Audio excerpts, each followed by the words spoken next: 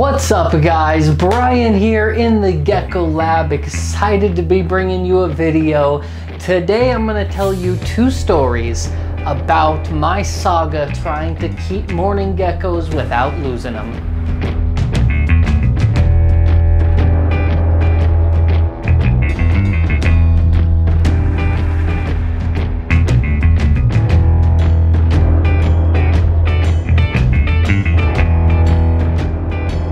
So here's the deal. This was supposed to be a video about one subject, and that was an update on the Zilla microhabitat cage, as well as a really interesting and funny story about a particularly, we'll say, adventurous morning gecko that I have. However, as I came down here to film this video, I was getting set up here and I was ready to start shooting, and I looked over and right here next to me, there's a little shelf right here that you guys can't see. It's got a wireless router and a couple hard drives and the hard drive for my security system on it. And on the cord, the internet cable running into the hard drive for my security cameras was a morning gecko. And I was like, the hell did you come from? If you guys remember, it was, God, almost a month and a half ago, probably 6 weeks ago, I'd have to check. I'm gonna say about 6 weeks ago, I posted a video where I rehomed my morning gecko colony into my Thrive Crescent Vertical Terrarium, is what it's called. And I thought it was great. I thought it was a really cool looking cage. I thought it was a great video. I was excited to have my morning gecko colony in there.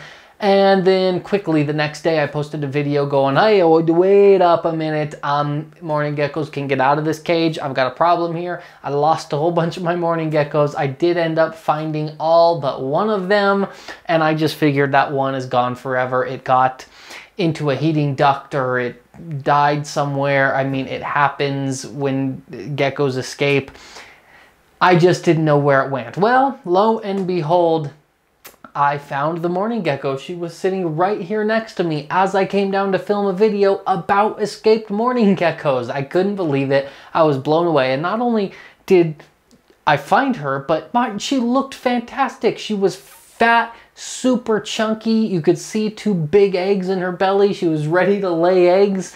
I mean, and she's been gone for 6 weeks, which means she could have laid eggs before this set. So I might have somewhere down here some morning gecko eggs glued somewhere that they're gonna hatch, and maybe someday I'll find baby morning geckos running around the facility. Who knows? But I was blown away that after 6 weeks I found this gecko. It really is a testament to how strong and versatile and just a survivalist that these things are. So I'm super glad I got that girl back. She's now safely in her Thrive hexagon terrarium with the rest of my morning geckos.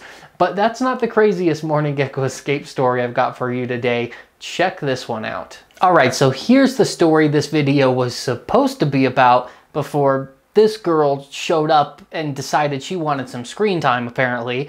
So I have here, this is the Zilla microhabitat. You guys will remember this from a video I did discussing different caging options for hatchling crested geckos. And I put this on the list as a cool little cage that you could use for hatchling crested geckos. Well, I want to do an update on it because I am no longer such a big fan of this cage. I'm sure you guys can guess where this is going. I put a little group of morning geckos in here. I have a big breeder colony of morning geckos. It's, I don't know, 30-ish animals or so. And I have a smaller group of morning geckos that are type C morning geckos. They're the ones with these really cool pattern, these interesting looking ones. I had 4 of those, and I wanted to keep them separate so their eggs would be separate and I could hatch their babies separately because I want to grow some of those up and expand that colony. I didn't want them all mixed in with my other morning geckos. So I put those in this cage, and I figured, oh, this would be a perfect little cage for a couple adult morning geckos to live in until I have some other ones to add in and expand that colony. I thought this would be perfect. It's tight, it's secure, it's just got these little tiny vents in the side that adult morning geckos could never get out of, or so I thought. So here's what I ran into. Here's the problem. This cage, it's all acrylic. It's plastic acrylic, and it's held together by these little rubber bands, if you guys remember. So the problem is, when you keep this cage really humid like I was for morning geckos, the acrylic actually warps with the humidity. The acrylic would actually warp when it was humid. And when it warped, this little gap right here where I can pull this apart, it flexed like that. and in between the panels, there were gaps big enough for mourning geckos to get out. I didn't notice this because it happened slowly as this cage sat and was humid all the time. It very slowly warped, so I didn't see it. And I didn't know about that until one day. Luckily, only one of my geckos got out of here. I had 4 adults in here. Luckily, only one of them got out. And very luckily, I found her. And that's how I figured out this cage had warped and had a gap in it. And the way that I found her, you're never going to believe this, but I promise you this is a true story. I could not make this up if I tried. I was feeding my adult crested geckos. I was feeding my breeder colony one day, and they're in like a rack system. So I pull one cage out and set it on the table in front of me, and I feed it and slide it back in. And one day I pulled a rack out, I pulled a cage out of the rack, set it on the table, and I looked down to take the food and water dish out, and there was a mourning gecko in it. And I was like, what the absolute is, I'm confused.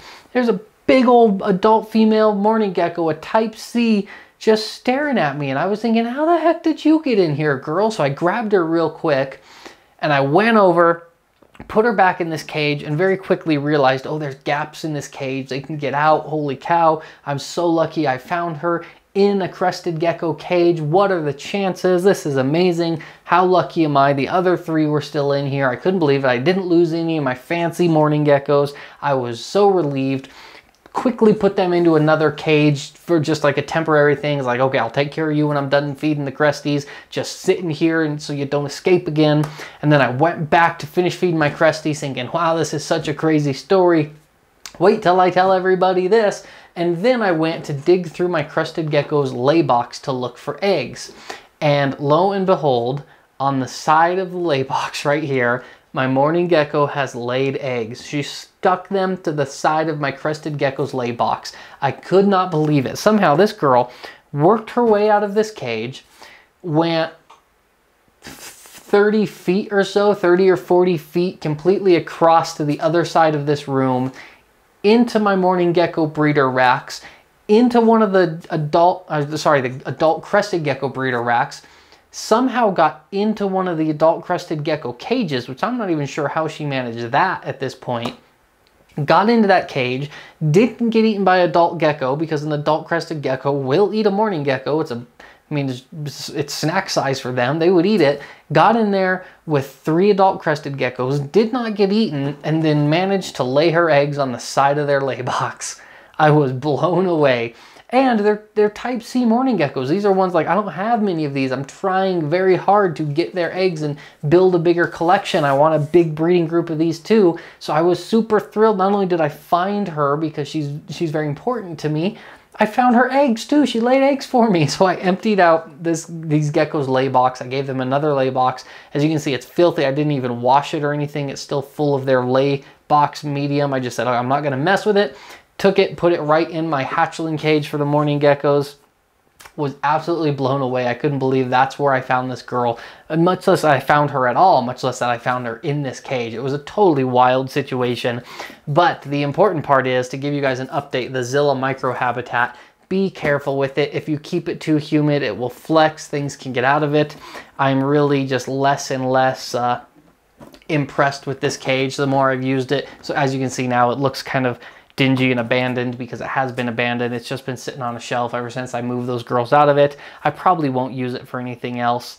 It'll probably just sit here, and maybe I'll use it for a display cage or something like that. I don't know, but I'm not going to keep geckos in anymore because, well, that's a wild enough story to put an end to my saga with this cage. So anyways, guys, that's my crazy mourning gecko experience that I've had lately. It's just been a wild ride, but God, I love mourning geckos. They're so amazing, and I'm super lucky that I found these ones, and I'm just super glad that it worked out okay. So thanks for joining me today. I appreciate it. As always, I'm Brian, Altitude Exotics, altitudeexotics.com. Let me know on social media if you have mourning geckos. I love seeing pictures of them if you can grab them. Also keep an eye out on our website. I will start selling mourning gecko hatchlings soon, within the next couple months or so. So if you're looking to pick any up, I'll be selling 4 packs here in the near future. So I do appreciate it. it. Thank you guys. Be safe, be kind. I love you so much. Thank you so much, guys. I'll see you soon.